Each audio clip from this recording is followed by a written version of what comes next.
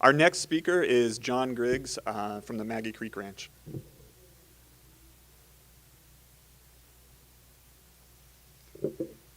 Hello, 300 people, no pressure. It's good to be with you, good to be with you. So about halfway between here, Reno, Nevada, and Salt Lake City, Utah is Elko, Nevada. And just outside of Elko is Maggie Creek Ranch. And these are two maps really of the same place. The map on the left is actually a Google Earth image. The red outline is the main unit of the ranch. And as Carol said, the yellow overlay is public lands managed by the Bureau of Land Management, and the part that's not overlaid is private land. I'm sure you've counted these sections, public land sections. You've probably done the math by now. That's about 200,000 acres of the ranch there. The map on the right, I just threw up there because I think it's a cool map and I like cool maps. Maggie Creek Ranch is a cow-calf operation primarily, meaning that our primary product is the calves that we sell off cows. I hired on in 1991 as a cowboy. That's actually my son Wyatt. He's now 21. He was proud to know that slide made my PowerPoint. So 200,000 acres, somewhere between 1,700 and 2,400 mother cows is our capacity. And it's important to note that fluctuation in numbers is not because of riparian exclusions. It's because mostly of climatic conditions and fire. When I came in 1991, this is what Susie Creek looked like to me. And as you look at that, regardless of your discipline, there's not much value there, right? For a stockman like myself, there's not a whole lot of value to that. There is water there, though, which is a value. But the thing that I remember about Susie Creek especially was that during the hot season, July, August, and part of September, most of this was dry. So you take the water out, and then there's absolutely no value of that to me, right? So the thing that I've said is that when Carol came to us and wanted to make some changes, I said I really didn't know what she was doing. The way I put it is I didn't know the potential of this. I didn't know what we could do, what the changes that we could make would have such an impact. So Carol came to us in 1991-ish and started working with my predecessor, Wayne Foschholtz, the guy that hired me. And she came at a time, when Susie Creek looked like the picture she's holding, and she was thinking of what it could look like, which is the then picture of where she's standing. And when she came to us, kind of to address your question about how do you form these relationships, I really appreciated what Director Steed told us yesterday, that the difference between how and no. She didn't come to us, no, you will not graze there anymore. She came to us and said, how can you make some of these changes to make this look like this? And what can you do here a little bit differently? And I think you all should hopefully be impressed to know that all the work that Carol's done on Susie and Maggie Creek and other creeks all across Elko County has been across ownership. It's not all been on public land. It's been across multiple ownerships. And to me, that's really impressive. And it's a tribute to this smile, right, approaching people with this smile right here and with the how kind of an attitude as opposed to a no kind of an attitude. And I don't want there to be misconceptions. We do have to have hammer sometimes, right? Sometimes that's necessary, and it may have to be a tool in the toolbox. But Carol and my relationship was very successful because of that how attitude. And also, I think what is very important, maybe critical, is that she allowed us to learn and fail. And we failed, but we learned from it and we did things differently, and that's a really important component. So what happened was, this is Susie Creek that runs up the middle of our ranch. And in 1991, this is what the fencing kind of looked like, this gray line. It jumped back and forth along Susie Creek in order to be able to water the different adjacent pastures next to it. So what Carol and Wayne Foschholz, the previous manager to me, did was they just fenced off the other side to create these riparian pastures. Now I'd like to talk to you a little bit about fencing. It's worked for us, but it's worked for us because we've made it work. The fence that's there now is not the same fence that we started with, meaning we've had to move it and adjust it and do different things. You know, I'm not such a big fan of fences. They cost a lot to put in, and they cost even more to maintain. And I will tell you that the best fence keeps a cow from going where she really didn't want to go anyways. So, you know, if you're thinking about fencing right along the green line, you're going to fail miserably. And we kind of had to learn that lesson. So this slide kind of shows how those adjacent pastures fit into Susie Creek. So we made these changes, and things happened pretty rapidly, really, in my mind. Of course, you know, the older you get, the quicker time goes. But we got some woody vegetation, and things were looking good. This, you know, what we're looking at here is of value to a person like me. There's a lot of forage for the cattle to access, and there's water, which is critical in Nevada. And then this little rock star came along. So I get a lot of grief from my peers about beaver and my affinity for beaver. And the thing that we as stockmen, I think, have to embrace is that we deserve a lot of the finger pointing that we get for poorly managed grazing that created the problems that we're fixing. We deserve that. That's valid. But I think equally and alongside that, we should be pointing fingers at the near extinction of beaver in our systems in Nevada. I think these guys are as important as managed grazing, said the guy wearing a beaver hat. So things happen pretty fast, you know. And then, you know, we're starting to get places like this.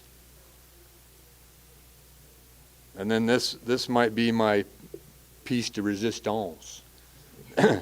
A place like this where in 2015, 2014, after several years of prolonged drought, we have a place like this where there's plenty of water and green forage available for our cattle, and this is in August or early September, at a time when a lot of people around us are hauling water for their cattle. We have something like this. So a very good question that was asked was, how do you access that water? How do you access that water in the hot season when you need it, when you can't use this or you're not using it in the hot season? So we have places like this, which is a water gap. So there's a fenced lane that runs along here that allows the water to allows cattle to come down and get a drink of water, but they really can't hang out in the riparian zone. So obviously this area of the lane is going to get pretty beat out while it's in use, but it's my talk, my slide, so I get to show it when it looks pretty good.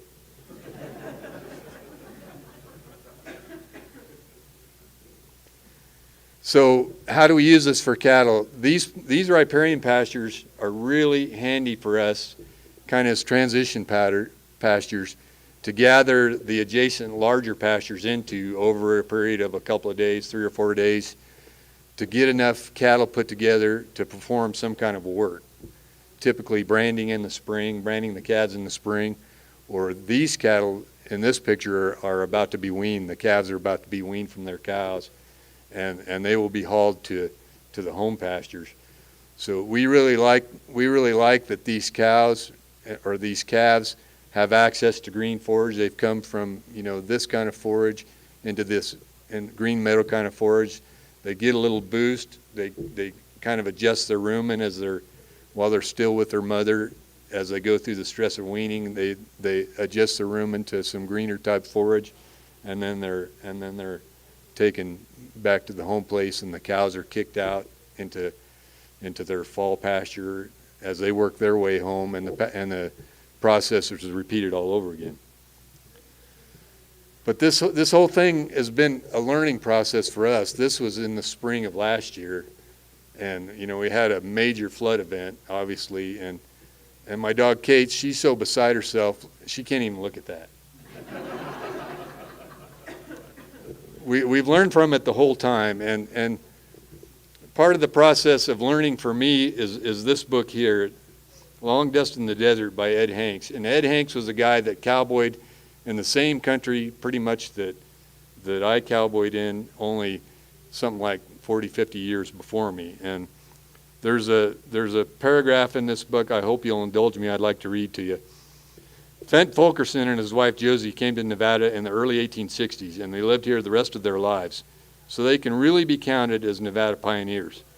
Fent used to tell me how the creeks on the north side of the Humboldt River ran almost on top of the ground when he first came to the country. These creeks, Maggie Creek, Susie Creek, Rock Creek, and Antelope Creek, to name a few, overflowed and made an abundance of feed for livestock. This applied to the creeks in northern Elko County too.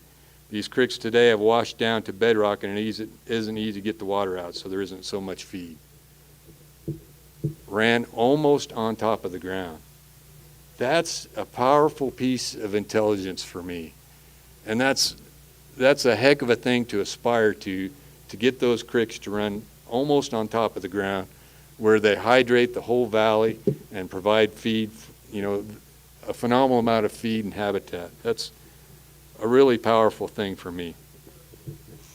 So in this process that we've been through, we've got some recognition. We've got some awards. There's a pair of horses' rear ends right there in that last picture.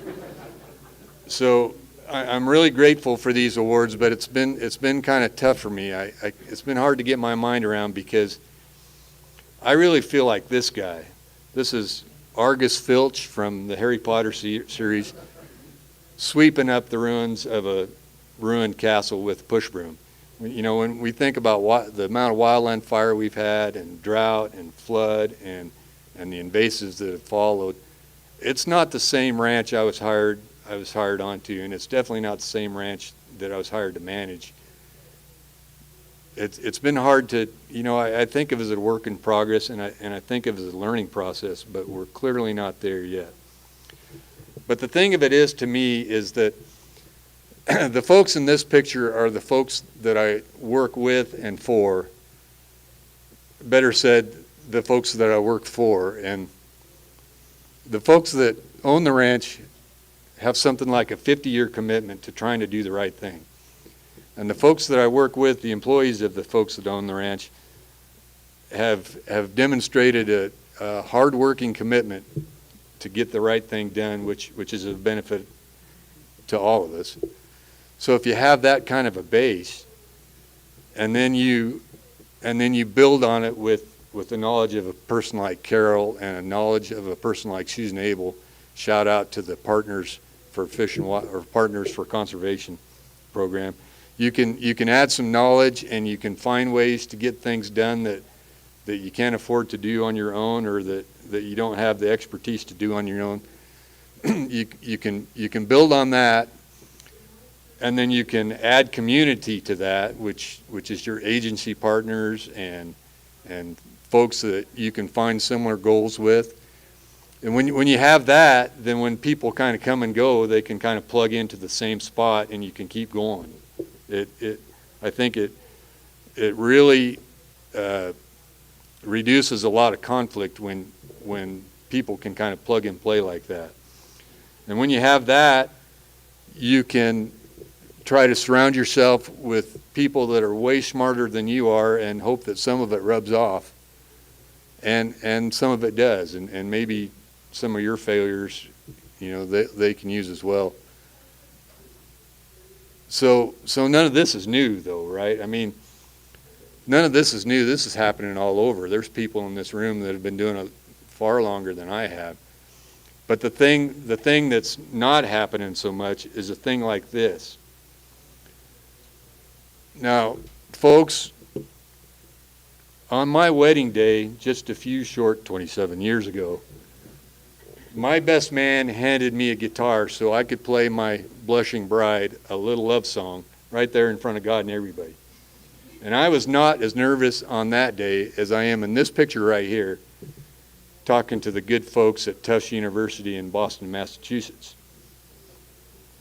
If I can do that, I think we can all do a better job of sharing our successes and sharing our failures. You know, I got asked there, I get asked a lot, why aren't more people doing this? Well, more people are doing this. You know, clearly not enough of us, but more people are doing this. But like my good neighbors, the Hagees, upstream from us in Susie Creek, they've been doing it better and longer than we have. They just don't want to talk about it. They're very fine in having me come here and talk about it. We've got to do better at that. So there's some challenges to this, right? Who's this guy? Does anybody know this guy? This is John Marvel of Western Watersheds Project, right? Western Watersheds Project does a pretty good job of suing the land management agencies over their decision-making process. How about this guy? Maybe at the other end of the spectrum is Cliven Bundy, and he's a guy that's been running cattle on public lands without a permit for a long time, right? So in my little world, these two guys, Mr. Bundy has made the people that I work with and that I respect and admire afraid to go to work. And in my little world, Mr. Marvel's Western Watersheds Project has made those same people that I like and respect and admire not want to go to work, because instead of being land managers, they're paralegals. And maybe even more importantly, they can't fail. They can't fail. Failure's not an option. And when you work with thick-headed people like me, you got to fail once in a while. Let's cover up those crusty old birds with this cute little chicken.